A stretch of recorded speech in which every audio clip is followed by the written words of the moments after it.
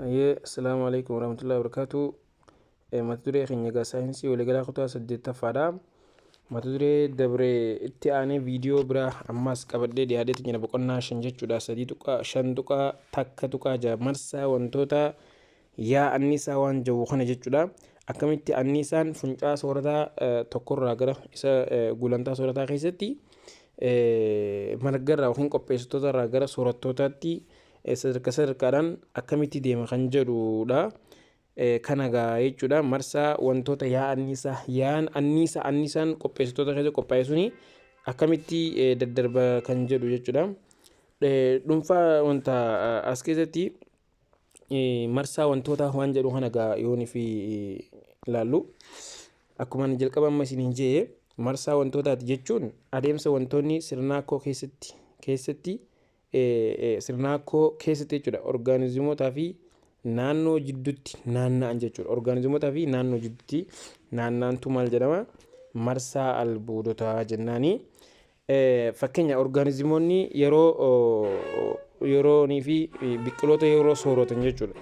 Anniisaan qophaa'e suni biqiloota irraa gara orgaanizimootaatti ni darbaa jechuudha.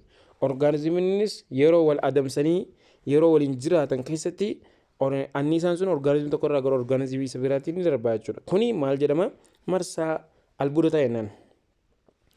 Elementoonni qaama lubbu qabeeyyii ijaaran baay'eetu jiru. Elementoonni qaama lubbu qabeeyyii ijaaran baay'eedhaatu jira jechuudha. Isaan keessaa kanneen akka haayidroojinii, kaarboonii, oksijiinii, naayitiroojiin, saalfarii, foosforeesii isaawwan beekamoodha. Albuudota qaama lubbu qabeeyyii ijaaran jennaani. Lubbu qabeeyyiin elementoota kana bifa marsaa wantootaatiin argatu. Akkamii adeemsa funcaa soorataatiin kana jechuudha. Wantoonni sirnaakoo tokko keessa jiran itti fufinsaan jechuudha. Wantoonni sirnaakoo tokko keessa jiran itti fufinsaan jechuudha. Maal ta'a lubbu qabeessaa fi lubbu maleeyyii ni naannoo jechuudha. Ni naannoo wantoonni lubbu qabeeyyiin elementoota kana jechuudha. Lubbu qabeeyyiin elementoota kana bifa marsaa wantootaatiin ni argatu. Wantoonni sirnaakoo tokko keessa jiran itti fufinsaan lubbu qabeessaa fi lubbu maleeyyii jechuudha gidduu ni naanna'u. Naanna'uun wantoota ruqoolee sirnaakoo tokko jidduutti taasifamu kunis faayidaa baayoloojikaalaa fi ikoloojikaalaa qaba. Faayidaan baayoloojikaalaadhaafis akkasuma ikoloojikaalaa jidduuttis faayidaa qaba jechuudha. Marsaa wantootaa yookiin elementoota kuni otoo addaan citee jireenyi lubbu qabeeyyii itti fufuu hin danda'u. Because maaliif yoo jenne adeemsi footoosenteensisii baala biqiltootaa keessatti albuudotaan kanneen yoo hin gaggeeffamne nyaanni qophaa'uu hin danda'u. Nyaanni qophaa'uu hin danda'u jechuun biqiltoonni sun jiraachuu hin danda'an jechuudha. Okay? Kanaaf sababni elementoota uumamaa keessatti akkasumas elementoonni uumama keessatti hamma murtaa'aa kan qaban waan ta'aniif akkasuma jechuudha. Kanaaf baay'ee murteessaadha jechuudha. Adeemsi anniisaan ittiin biqiltuu tokkorraa gara biqiltoota birootti yaa'u kana inni biraa yaa anniisaati. Yaa anniisaa kajoo bira yoo dhufnu yaan anniisaatis gaa sirnaakoo keessatti anniisaan ifa aduu adeemsa footoosenteensisii dhaan gara qopheessitoota seenaa jedha. Anniisaan ifa aduu adeemsa footoosenteensisii eessa seenaa qopheessitoota yookiin biqiltoota keessa seenaa ifa aduurraa jechuudha. Biqiltoonni maal of keessaa qaban jennee viidiyoo dabarte keessatti caasaa kilooroppilaastii jedhamu qaba. Caasaa kilooroppilaastiin kuni maal of keessa naqaa jechuudha. Ho'aa aduu kana of keessa naqaa jechuudha.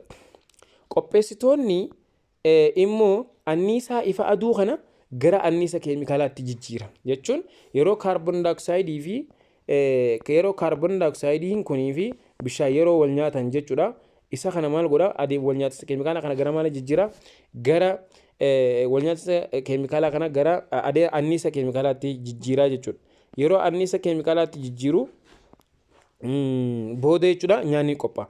Anniisaan keemikaalaa bifa soorataatiin annisaan keemikaalaa bifa soorataatiin adaduma gulantaa soorataa tokko irraa gara gulantaa isatti aanutti darbaa deemuuni annisaan soorataa kun maal ta'a deemaa xiqqaachaa deemaa jechuudha.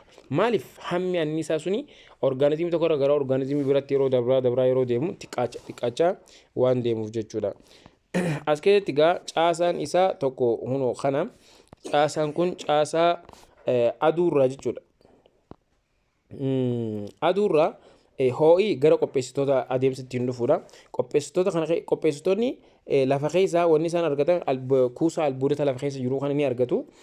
Qopheessitoota kana keessatti walnyaansi keemikaalaa kaarboon daayooksaayidii fi H2O yookiin bishaan kana gidduutti ni gaggeeffama.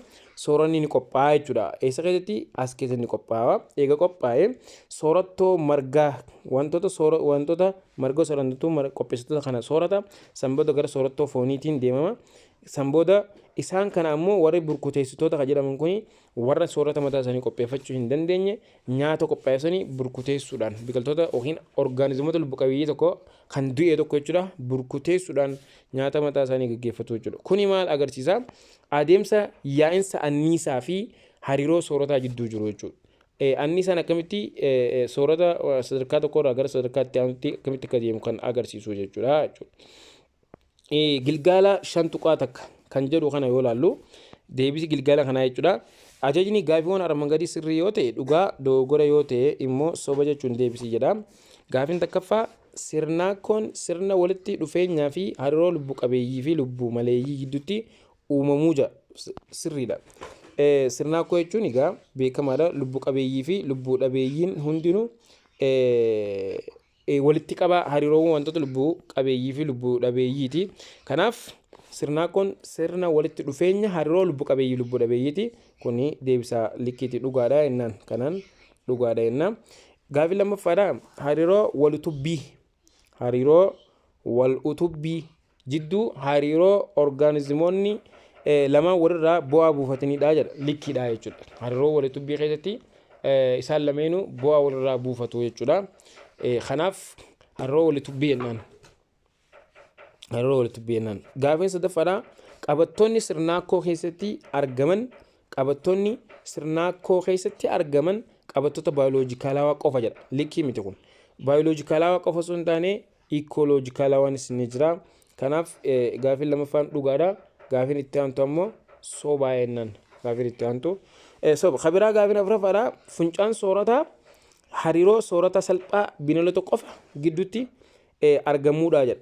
Funcaan soorataa hariiroo salphaa bineeldota qofa gidduutti argamuudha. Kuni sirrii miti. Bineeldota qofa sun taane funcaan soorataa ka'umsi isaa maal jennee biqiloota. Qopheessitoota jechuun biqiloota migaa. Biqiloota irraa gara bineeldotaati. Bineeldota irraa gara bineensota akkasi tartiibaan deema malee bineeldota qofa gidduutti kan jedhu sirrii miti. Tuni sobaa jechuudha.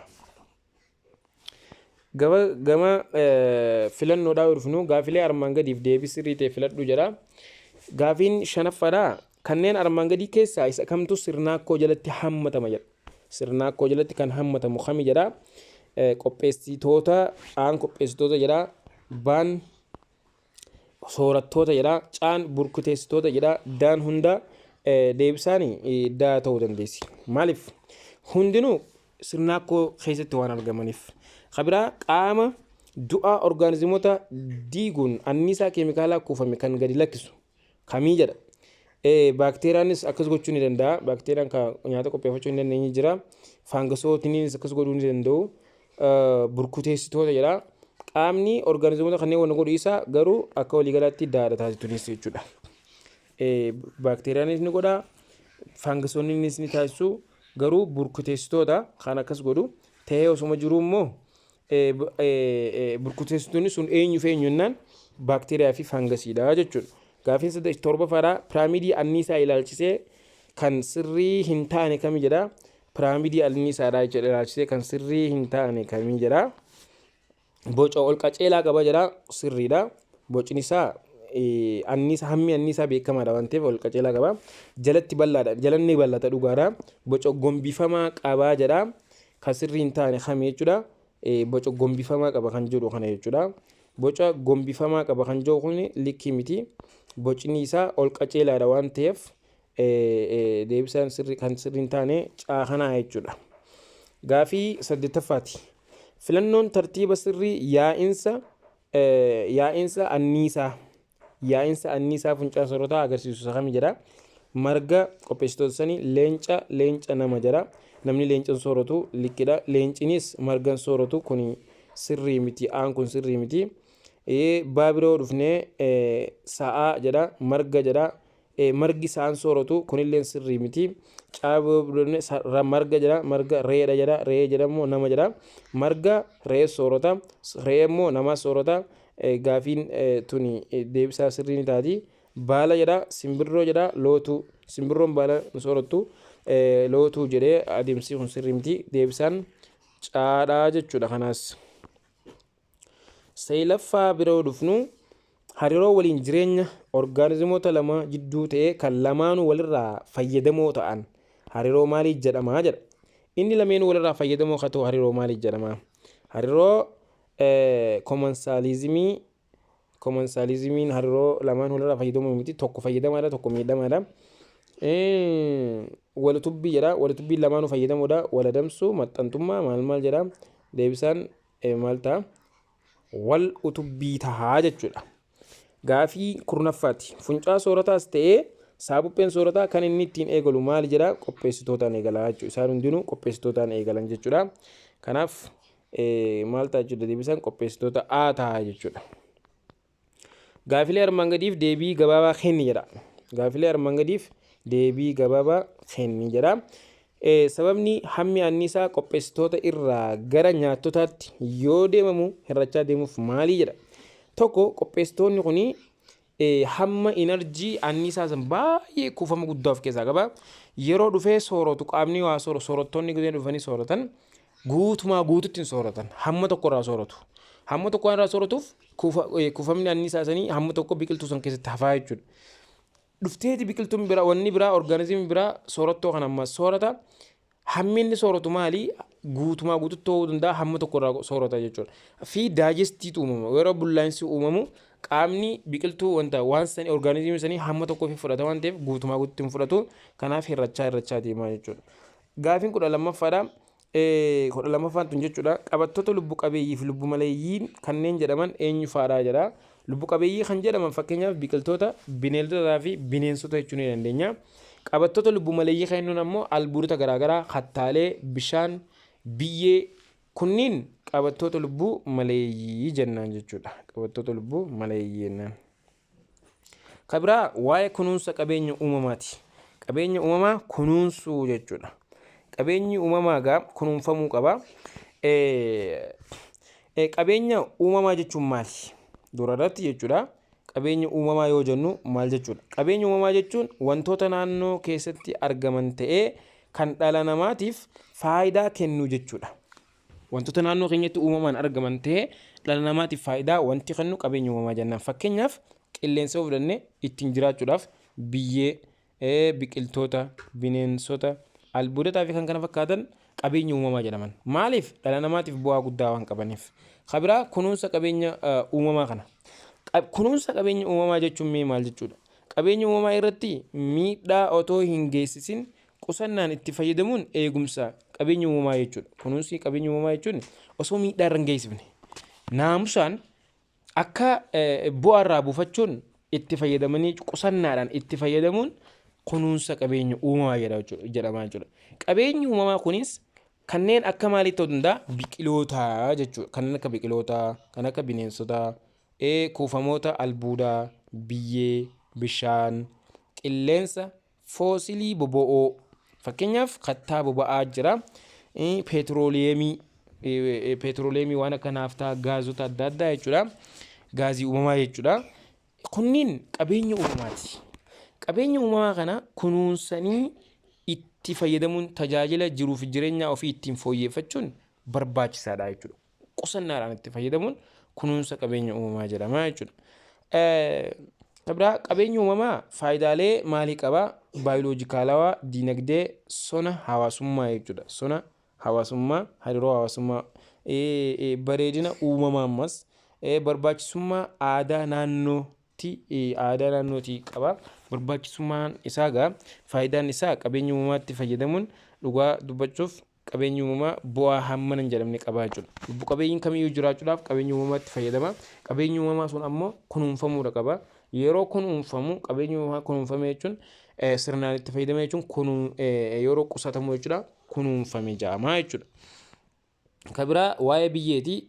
Biyyeen gaa akkuma beekamu biyyeen ibsa mataasii qabdi. Maali biyyeedha jechuu yoo jennu biyyee jechuun egaa baqaana dachee jechuudha. Biyyeen baqaana dachee biqiloonni keessatti guddatan jechuudha. Baqaana dachee biyyee jechuun baqaana dacheeti kan biqiloonni keessatti guddatan ta'ee wantoota akka albuudotaa, qilleensa, bishaan, wantoota orgaanikii, orgaanizimoota xixiqqoo kan of keessatti qabee ta'ee jiru maal jedhama jennaan biyyee jennaan jechuudha.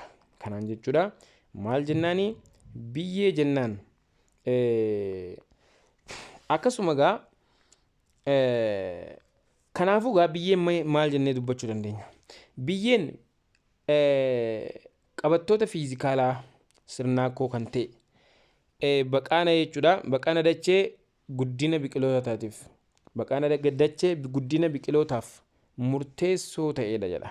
Baqaana dachee guddina biqilootaatiif maal ta'a murteessoo ta'edha. Biyyeen adeemsa fiizikaalaa, keemikaalaa, baayoloojikaalawaadhaan yeroo dheeraa keessatti kattaa irraa maal ta'a uumama jechuudha. Waggaa 5,000 waggaa 5,000 waggaa 20,000 kanafaa ture biyyeen kattaalee garaagaraa irraa uumamuu ni danda'a jechuudha. Baqaanota biyyeedhaa akka armaan gadiitti ilaaluun ni danda'ama. Baqaanonni biyyee gurguddoo 4 jira. Akkuma footoo yookiin imeejii kanarraa hubachuu dandeenyu, fakkii kanarraa hubachuu dandeenyu. Baqaanonni biyyee gurguddoo 4 jira. Baqaana gubbaa, baqaana itti aanu, baqaana sadaffaa, baqaana afuraffaa jira. Baqaana kana keessatti egaa biyyeen kutaalee 4 qaba. Tokko baqaana gubbaa kana keessa baqaana irra keessa ta'ee kan orgaanikii albuuda hin qabne qabudha. Albuudota lubbu qabeeyyii yookiin orgaanota lubbu qabeeyyii qaba. Garuu wantoonni orgaanikii sun maali albuuda of keessaa hin qaban jechuudha. Kabiraa baqaana jalaati yookiin kan itti aanee jiru kutaa hiddi biqilootaa keessatti argamanii fi albuudni keessatti kuufamanidha. Albuudonni kutaan itti aanu hiddi biqilootaa keessa argama. Albuudni garaagaraatis kutaa itti aanu kana keessa kuufamee jira jechuudha. Inni sadaffaadha baqaanni gidduu kan jennuun kun jechuudha. Kutaa biqiloonni sirriitti utubamee dhaabbatudha. Biqiloonni hidda isaa jechuudha kutaa san keessatti akkaan gadi fagaatee utubamee akka inni dhaabbatu kan taasisu baqaana gidduu kennuun kanadha.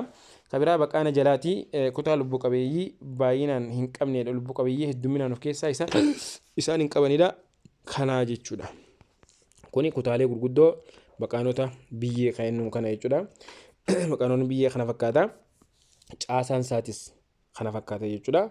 Gubbaa kanarratti baqaana biyyee gabbataa jedhanii kun akkuma tartiibaan mul'atu kana jechuudha. Garaagarummaa qabaa jechuudha. Inni kun baqaana gubbaa jechuun ni dandeenya. Baqaana itti aanu jechuun ni dandeenya. Kunis ka sadaffaati, kunis ka afuraffaati jechuudha. Akkuma ilaallee agarru baqaanni biyyee gabbataan kam yoo inni isa gubbaa kana jechuudha. Baqaana biyyee gabbataa jennaani.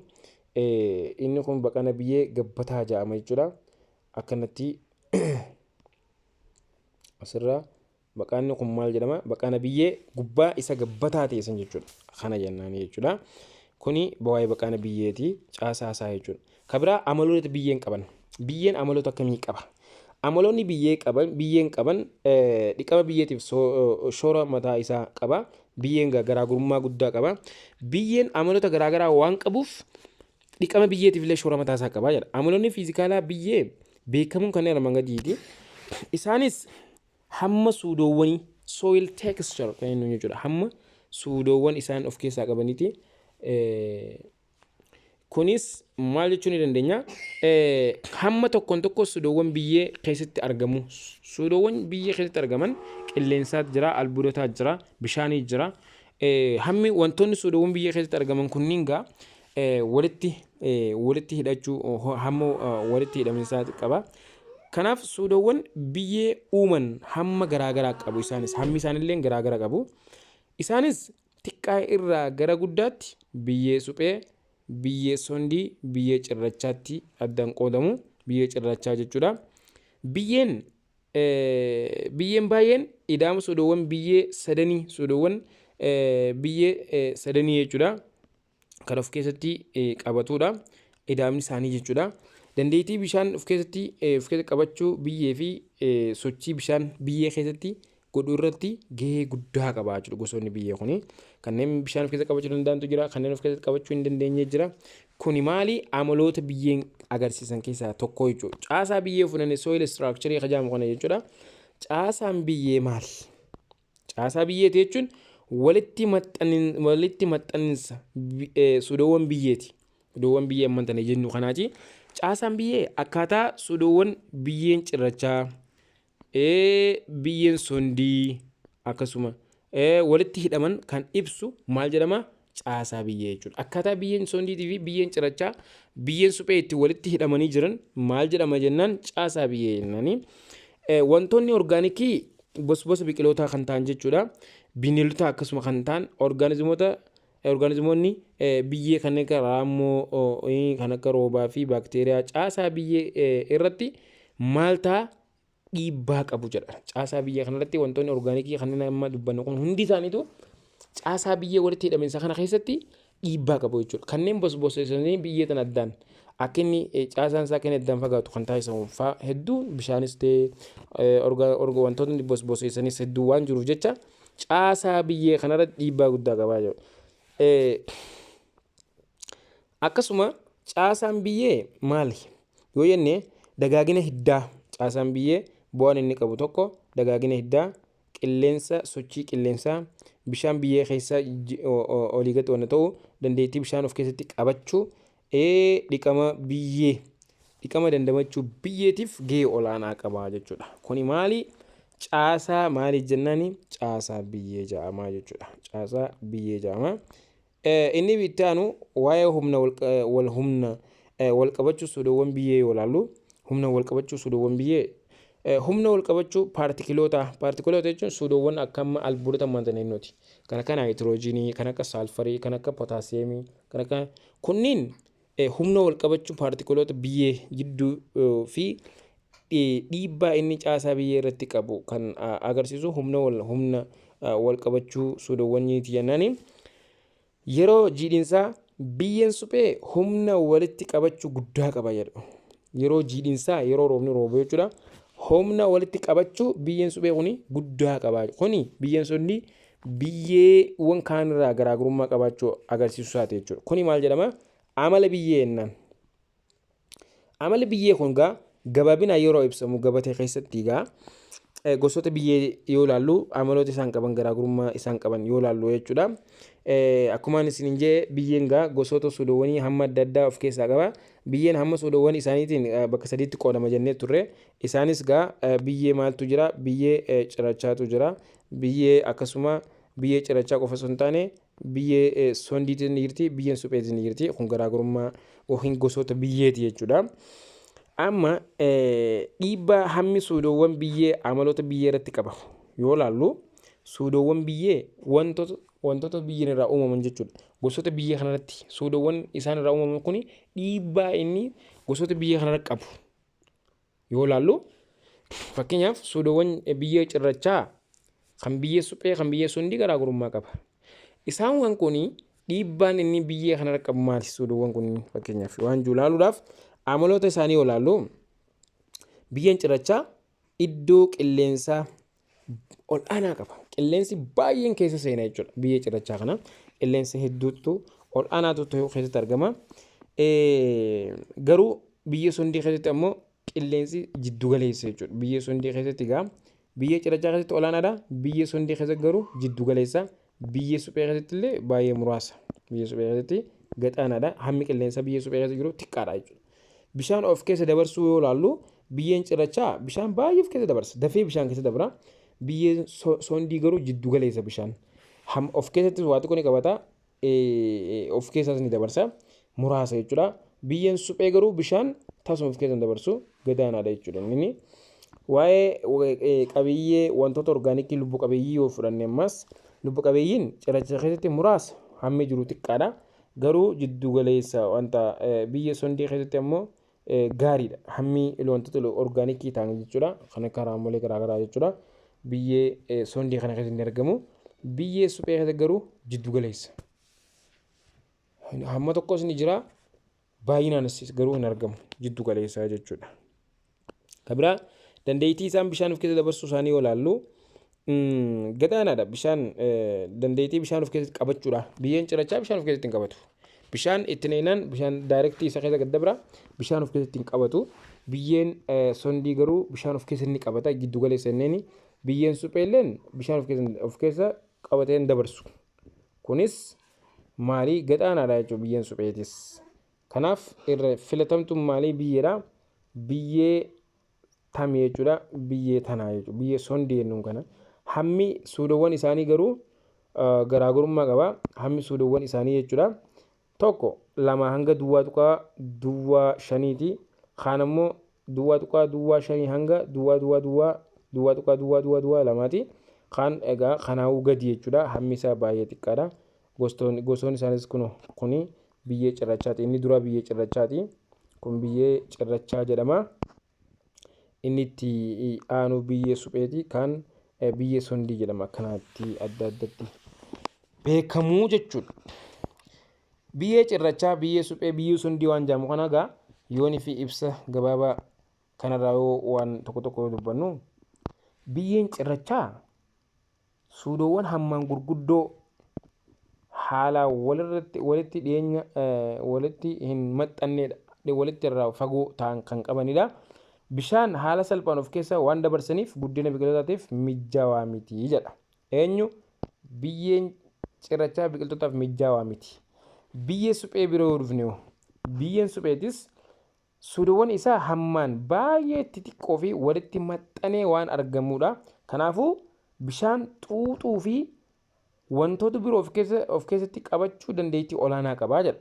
Kana jechuun bishaan akka gaariitti of keessa hin dabarsu jechuudha. Kanaaf biyyeen bishaan akka gaariitti of keessa hin dabarsine immoo guddina biqiltootaatiif maali mijaawaa yookiin gaarii miti jechuudha. Kunis guddina biqiltootaatiif mijaawaa miti jennaan. Bishaan waan qixa sirriitti of keessa hin dabarsineef. Biyyee sondii waan jedhamu kana yoo fudhanne ammoo biyyeen sondii gosa biyyee makaa suudoowwan hamma garaagaraati. Biyyeen sondii gosoota biyyeeti makaa suudoowwan hamma garaagaraati. Bishaan of keessa dabarsuu keessatti qabachuu irratti amala giddugaleessa. Gosoota biyyeewwan lamaanii waan qabuuf amala giddugaleessaa jechuudha. Jechuun guutumaa guutuutti of keessa hin dabarsu. Of keessattis hamma tokko ni qabataa jechuudha. Of keessa gad dabarsee kan of keessa hin qabannetti of keessatti hin qabanne of keessa dabarsu jechuudha. Hamma tokko of keessa ni qabata gadiis ni dabarsa. Kanaaf haalli isaa jiddu galeessa waan ta'eef gabbina yookiin biqiltootaaf baay'ee filatamaadha jechuudha. Suudoowwan kaan hunda ni caala jechuudha. Kanaaf suudoowwan biyyee biroo caala gabbina biyyee ni dabala. Dabalataanis jechuudha. Biyyeen sondii bosona wantoota orgaanikii waan qabuuf jechuudha. Wantoota orgaanikii illee waan of keessaa qabaniif jechuudha. Maal ta'uu danda'a? Akka gaariitti bishaanii fi qilleensa of keessa galchuu danda'a jedha. Wantoota orgaanikii boseessuu danda'a waan qabuuf jechuudha. Akka gaariitti bishaanis ta'e qilleensa of keessa galchuu danda'a. Kanaafuu gabbina biqilootaatiif yookiin qonnaatiif baay'ee biyyeen sondii murteessaadha jechuudha. Filatamaadha jechuudha. Biyyeen sondiidha. Gabbina biyyeetii fi oomishtummaa dabaluudhaaf baay'ee filatamaadha jennaan. Inni biraa sila waa'ee biyyeen faayidaa biyyeeti. Biyyeen faayidaa ni qabaayi. Faayidaan biyyee muraasni akkasii gadi kunoo kaameeti jira. Waa shantu kaamee jira. Waa'ee faayidaa biyyee ilaalchisee jechuudha. Faayidaa biyyee yoo ilaallu guddina biqilootaa biyyeef guddina biqilootaatiif biyyeen barbaachisaadha jedha. Guddina biqilootaatiif biyyeen barbaachisa qilleensaa fi bishaanii fi albuudota adda addaa waan of keessaa qabuuf guddina biqilootaatiif biyyeen baay'ee barbaachisaadha. Biyyeen biqiloota utubee ol qabee dhaabuudhaaf hiddi biqilootaa of keessatti hammachuudhaan biyyeen akka inni biqiloota akka inni utubamee dhaabbatu taasisa. Meeshaalee manaa tolchuudhaaf illee ni gargaara. Fakkeenyaaf biyyeen suphee meeshaalee akka xuwwee jechuun okkoteemu jechuudha. Waan akka okkoteedha jechuudha. Kan dalagamu jechuudha. Okkotee xiqqoo dhadhaafaa keessa beeysan jechuudha. Okkotee jechuudha. Hubboonis akkasuma fi kanneen kana fakkaatan tolchuufis ni gargaara. Waan akka girgiraa waan adda addaa tolchuudhaaf ni gargaara. Kana biraa ijaarsa adda addaatiif fakkeenyaaf mana ittiin ijaaruu, dhaaba manaa ittiin dhoobuudhaaf ni gargaarti. Cirracha irraa bulukeetii tolchuu kanneen kana fakkaataniif ni gargaara. Dahoo yookiin bakka jireenyaa jechuudha. Biidoolee orgaanizimoota lafa keessa jiraataniif akka dahootti isaan ni gargaara jechuudha. Kanaaf faayidaan biyyeedha gurguddoo shanan kana jechuudha. Inni biraa biyyee wantoota adda addaa of keessaa qaba. Wantoonni biyyee keessatti argaman kunniin waan akka albuudota, wantoota tortoraa biqilootaa fi bineeldota qilleensa, bishaanii fi lubbu qabeeyyii xixiqqoo garaagaraa of keessaa qaba. Gabbina biyyee wantoonni of keessaa qaban kun taatee adda addaa adeemsa baayoloojikalawaa ta'een gaggeessuudhaan biyyeen akka inni gaggabatu taasisuu danda'u. Yoonii fi gabbina biyyee ilaallee dandeettii biyyeen dhangaa barbaachisoo yookiin essential plant nutrient nyaata biqiltootaatiif kennu jechuudha. Amaloota biyyee guddina biqilootaaf barbaachisoo ta'an qabaachuu maal jedhama?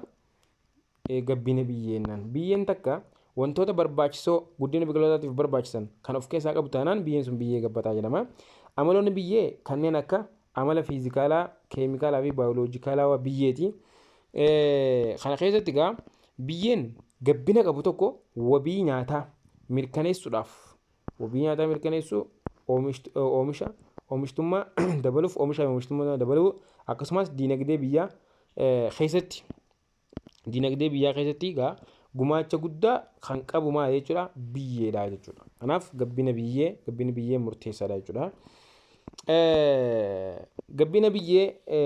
Biyyeen gabbina qabu amaloota armaan gadii kana qaba. Biyyeen takka gabbataa jechuudhaaf amaloota armaan gadii kana qaba. Isaanis tokko dandeettii bishaanii fi nyaata barbaachisoo jechuudha. Nyaata barbaachisoo biqiloota gahaa ta'an of keessaa qabaachuudha. Dandeettii bishaanii fi nyaata barbaachisoo biqilootaaf gahaa ta'an of keessaa qabaachuudha. Tokko kana amaloota biyyee gabbataa jechuun ni dandeenyu. Inni itti aanu wantoota summaa'oo guddina biqilootaa cunqursan qabaachuu dhabuudha. Keemikaalota garaagaraa kan asiidii ta'an, kan beezota ta'an, kan guddina biqilootaatiif gufuu ta'an of keessaa qabaachuu dhabuudha qaba.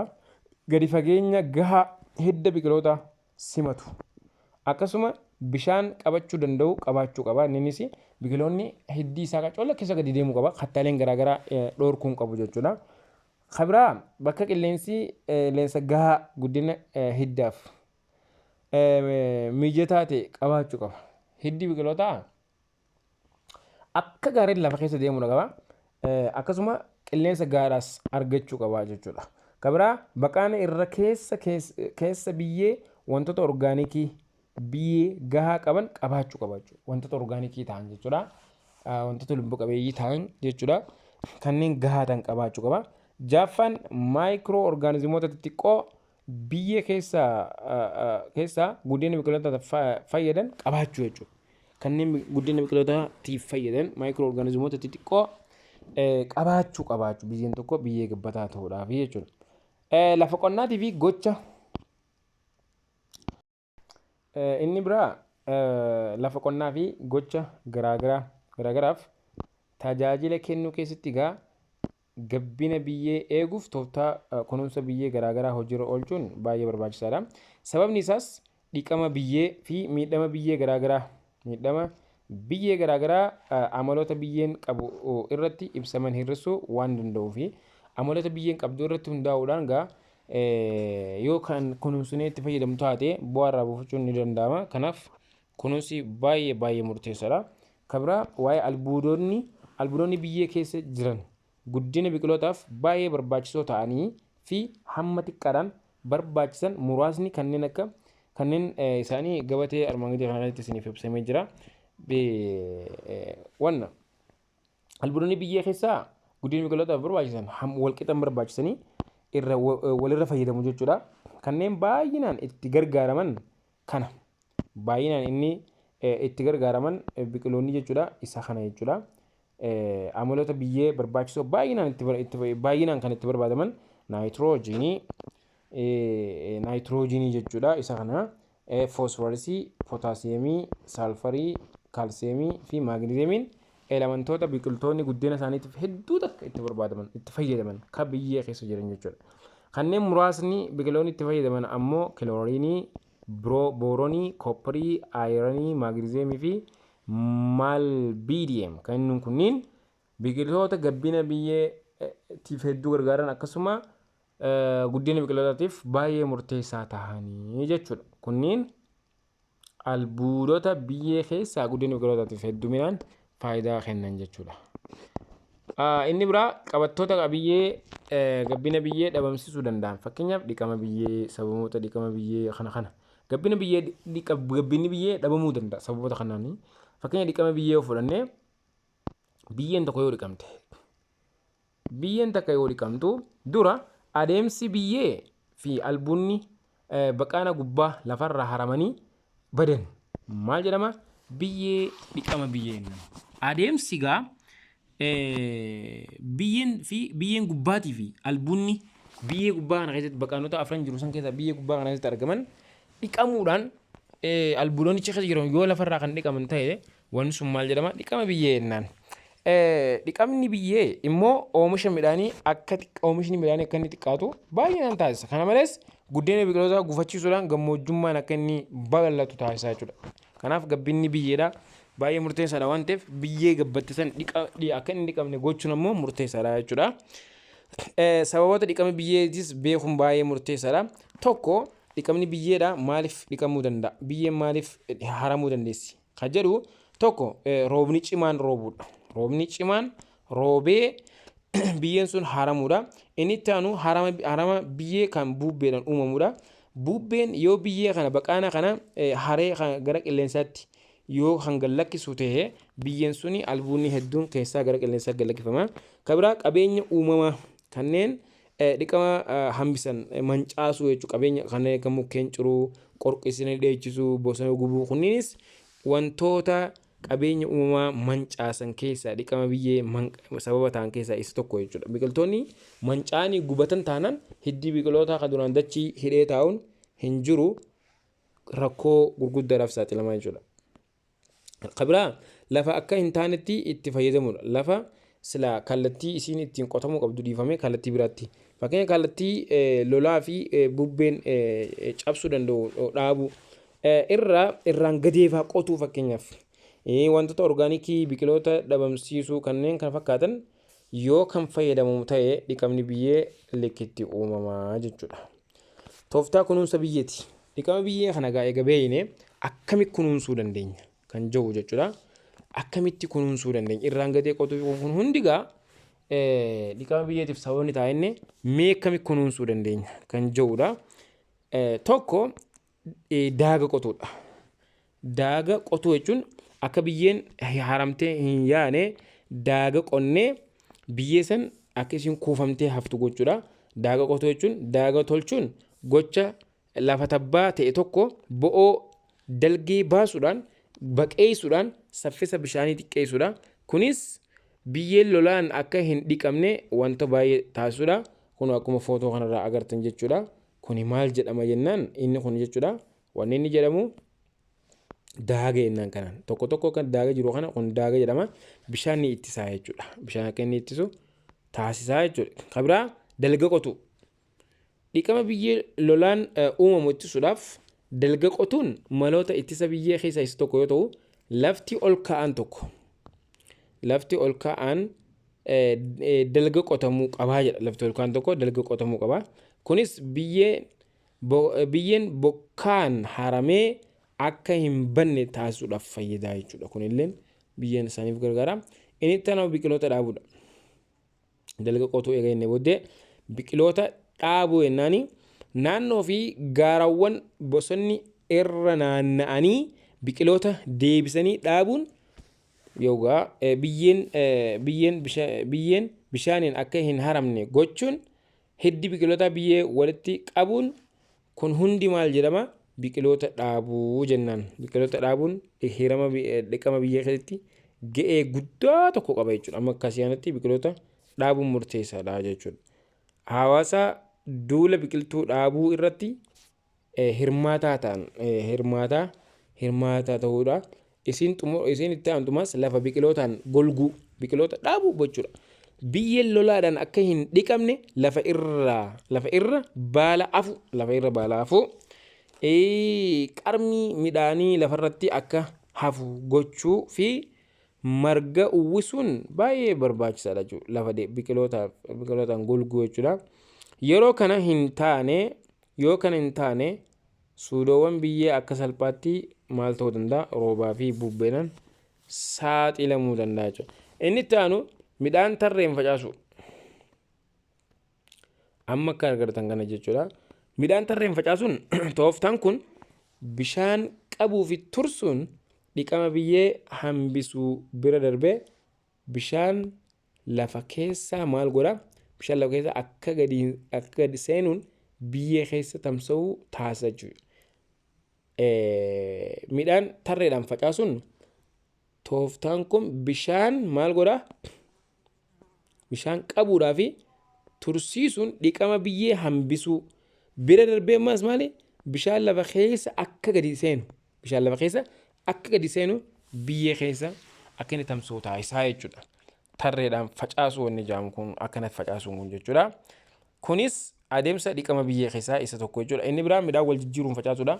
Midhaan wal jijjiiruun facaasuunis baay'ee murteessaadha. Biyyeen albuuda wal fakkaataa hin qabdu. Albuudota wal fakkaatoo waan hin qabneef jecha maal gochuu qabna? Midhaan wal jijjiiruudhaan facaasuun dhiqama biyyee ittisuun baay'ee murteessaadha jechuudha. Inni gaadhaa kallattii bubbeen bubbisuun mukkeen dhaabuudha. Kallattii bubbeen dhufuun biqiloota tarree galchanii dhaabuun harama biyyee wantoota hir'isan keessatti tokko jechuudha. Maaliif bubbeedhaan jechuudha, bifa bubbeetiin bifa lolaa yookiin roobaatiin jechuudha haramee biyyeen suni lagatti ida'amuu waan danda'uuf biyyeen sun eegamuudhaaf inni tokko maal gochuu qabna kan jedhu asirratti nuu kaa'ee jira. Kallattii bubbeen bubbisuudhaan mukkeen dhaabuuti kuni kana jechuudha. Asirratti deemna. Inni biraa waa'ee bishaaniiti. Maali dhiiroo? Eega biyyee inni bishaan jenna. Maali bishaanoo? Bishaan gaa akkuma beekamu lubbu qabeeyyii hundaafuu bishaan baay'ee murteessaadha jiraachuudhaaf jechuudha. Faayidaalee adda addaa bishaan uumamaa fi dhala namaaf qabu yoo ilaallu lubbu qabeeyyiin kamiyyuu bishaan malee jiraachuu hin danda'ani. Kanaaf jiraachuudhaaf maaliif fayyadamu jechuudha? Bishaan jechuudha. Mana jireenyaa keessatti bishaan tajaajila hedduudhaaf oola. Fakkeenyaaf dhugaatiidhaaf ni oola. Nyaata bilcheessuuf ni oola. Qulqullina meeshaalee eeguudhaaf kan qaamaatii illee kanneen kana fakkaatan ittiin eeguudhaaf bishaan ni fayyada. Faayidaa guddaa qaba jechuudha. Kana malees bishaan mutaa'uu sanyii biqiltuun tokko akka inni sanyii uumu funyaan waan jansan jechuudha. Akka inni uumu gochuu guddina biqilootaatiif baay'ee murteessaadha jechuudha. Faayidaan adda addaa kan lubbu qabeeyyii jechuudha. Faayidaalee adda addaa bishaan uumamaa fi dhala namaaf qabu jechuudha bishaan jechuudha. Inni biraa bishaan bocaa fi caasaa seelotaa ni eega. Boca caasaa seelotaa ni eega. Bishaan seelii keessatti dhiibbaa uumuun seelonni humna alaa akka inni dandamatan ni taasisa jechuudha. Seelota keessa bishaan akkasuma dhiibbaa uume seelonni alaa akka isaan dandamatan ni taasisa. Bishaan wal nyaatisa keemikaalaa seelotaa keessatti qooda fudhachuun ruqoolee seelotaa ijaaruu fi diiguu danda'a jedha. Bishaan wal nyaatinsa keemikaalaa soorata keessatti qooda fudhachuun isaanii hojii jechuudha. Ruqoolee seelotaa ijaaruu akkasuma diiguus ni danda'a jechuudha. Akka inni wal qabatus gochuu ni danda'a bishaan. Akka inni addaan diigamus bishaan gochuu ni danda'a jechuudha. Adeemsi fotoseenteensisiif biqiloonni bishaan gargaaramuudhaan nyaata mataa isaanii waan qopheeffatan bishaan faayidaa guddaa qaba jechuudha. Moolekiloonni kunniin bishaaniin bulbulaman jechuudha.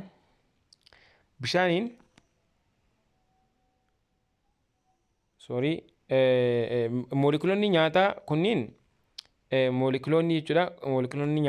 kunniin bishaaniin kan bulbulaman jechuudha. Bishaaniin bulbulamuun karaa ujummoo dhiigaa qaama lubbu qabeeyyii keessa geejjibamu jechuudha. Maaliin bulbulamanii? Bishaaniin jechuudha. Bishaaniin erga bulbulamanii booddee qaama lubbu qabeeyyii keessa olii gaggeejjibamu jechuudha. Karaa birootiin immoo bishaan moolkiloota gurguddoo diiguudhaan seelota dhiigaa nyaata akka argatan ni taasisa jechuudha. Orgaanizimoota gurguddoo diiguudhaan jechuudha. Kanallee ni moolkiloota gurguddoo diiguudhaan seelonni dhangaa nyaataa akka isaan argatan ni taasisa. Bishaan karaa dafqaa fi wantaatiin bishaan karaa dafqaa fi gubama soorataatiin teempireechara qaamaa to'achuu illee ni danda'a. Akkasumas madda elektiriikii ta'uudhaan illee ni tajaajila. Dabalataanis bishaan akka bashannanaatti qonna keessatti illee faayidaan inni qabu baay'ee olaanaadha jechuudha.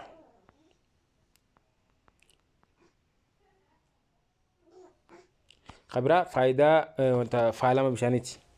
Bishaan akkamitti faalama kan jedhu jechuudha. Bishaan akkamitti faalama kan jedhudha. Faalama bishaanii kan jedhu bira yoo dhufnu gaa bishaan kallattii adda addaatiin faalamuu danda'a. Bishaan tokko gaa bishaan kan faalamu yommuu wantoonni bishaan xureessan jechuudha. Wantoonni qulqullina bishaanii hir'isan jechuudha. Wantoonni qulqullina bishaanii hir'isan yoo kan itti dabalaman ta'e wantoonni madda yoo itti dabalaman bishaanichi maal ta'a faalameennaan wantoonni madda bishaaniitti dabalamuudhaan qulqullina bishaanii hir'isan summoo maal jedhama faaltota bishaanii jedhama. Faalama bishaaniitii fi faaltota bishaanii waan jedhamu jira. Faalama bishaanii jechuun bishaan tokko wantoonni dhiibbaa bishaan yookiin wantoonni bishaan sun xureessuu danda'an keemikaalonni adda addaa xuraawwan adda addaa summaan adda addaa yoo bishaanitti dabalaman jechuudha. Bishaan sun faalameennaan garuu wantoonni madda bishaanii sanitti dabalamuudhaan qulqullina bishaanii sanii hir'isan ammoo faaltota bishaanii jennaani.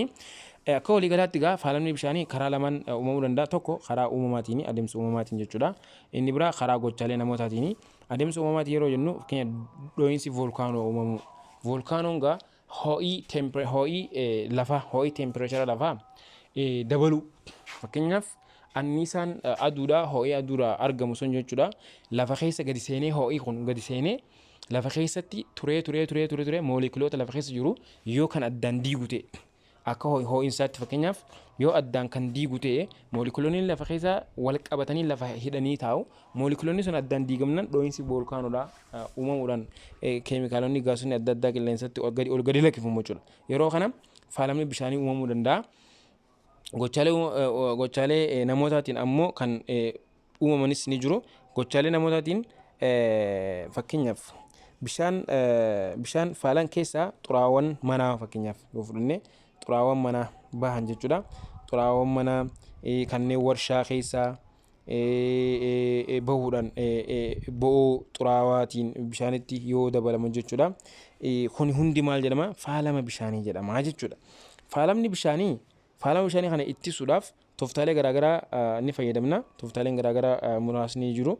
Tokko xuraawaa balfa madda bishaaniitti gatuu irraa of qusachuudha. Xuraawaa balfaa kana madda bishaaniitti gatuu irraa of qusachuu. Naannoo madda bishaaniitti qulqullaa'uu dhiisuu. Xuraawaa warshaalee keessaa bahan jechuudha. Madda bishaaniitti akka inni hin dabalamne gochuun karaalee faalama bishaanii kana ittiin hir'isan keessaa isa ijoodha jechuudha. Kabiraa maloota adda addaa bishaan ittiin kunuunsuuf oolan. Bishaan kana gaa faalamicha karaa ittiin hir'isnu dubbannee jirra. Karaa kamiini bishaan kana kunuunsuun danda'ama kan jedhu maloota adda addaa bishaan kunuunsuudhaaf gargaaran. Tokko bishaan roobaa kuusuudha. Iddoo kuusaa dalaganii bakka bishaan itti stoor ta'u kuusuudha. Bishaan roobaa kuusuun qusannaa bishaan lafa jalaatiif ni gargaara. Hidhaa bishaanii tolchuu ammas bakki itti kuufamu sanitti hidhaan bishaanii qixa sirriitti hidhamee akka inni hin dhangalaane gochuun ujummoo ittiin tolfamu san godhamee jechuudha. Eela ta'us lafti qotamtee achi keessa sharaa bishaan of keessa hin dabarsine irratti bishaan akka inni kuufamu gochuun gaariidha. Mukkeen dhaabuunis maaliif gargaara? Hiddii yookiin bishaan rooba mukkeen jechuudha. Rooba ofirra ni qabata. Ifirra gadi yaasee gara lafaatti kennii gadi bu'u godha. Yeroo isarra gadi yaa'ee bishaan gara lafaa gadi seenu kana maaltu ta'a jechuudha. Bishaan lafa jalaa akka inni dabalu taasisaa jechuudha. Kabiraa jallisii tolchuu. Jallisii yeroo tolchinu bishaan sila dhangalee caljeetuma kan yaa'ee badu jallisii yeroo goonu waan adda addaa irraa oomishuu dandeenya. Kuduraa fi muduraa garaagaraa irraa oomishuu dandeenya. Jallisiinis kunuunsa bishaanii keessatti baay'ee murteessaadha jechuudha. Madda bishaan lafa jalaa qusannaan itti fayyadamu jira. Madda bishaan lafa jalaa kanallee hamma humna ol lafa jalaa gara irra lafaa irratti baasuunis gaarii miti. Madda bishaan lafa jalaa qusannaadhaan itti gargaaramuun baay'ee murteessaadha. guyyaa kunuunsa bishaanii kabajuunis akka namoonni iddoo garaagaraa jiran bishaan tiif hubannoo kennanii akka bishaan maaltu akka inni bishaan akka bishaan kunuunfamu wantoota taasisan keessaa isaawwan ijoodha jechuudha. Kanaaf mata duree arran tanaagaa kanaaf asumatti hin dhaabbadha. Mata duree waa'ee qilleensaa jiru hanga walitti deemuunitti nagaan naa tura isiniin jecha chaanala kana subscribe gochuu, like gochuu, share gochuu hin dagatinaadha. Bakka jirtanitti nagaa naa ta'aa isiniin jaa. Komentii yaadni yoo jiraate dabalataan yoo naaf dhiyeessitan yookiin komentii jalatti yoo naa barreessitanis gaariidha. Haga sitti gaa haga walagarratti. Assalaamu alaikum warahmatullaahi wabarakaatuh.